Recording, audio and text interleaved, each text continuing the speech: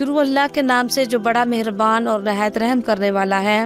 رسول اللہ صلی اللہ علیہ وسلم نے فرمایا، جو شخص نرمی سے محروم رکھا گیا وہ بلائی سے محروم رکھا گیا۔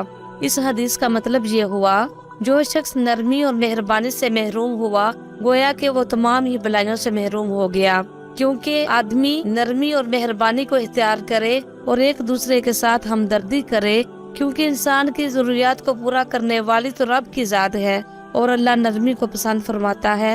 تو اب جو شخص نرمی اختیار کرتا ہے، اسی کے ساتھ مانگتا ہے، تو اللہ تعالیٰ ایسے شخص کو زیادہ عطا فرماتے ہیں، بخلاف اس شخص کے جو اپنے مقاصد کے حصول کے لیے سختی کا معاملہ کرتا ہے۔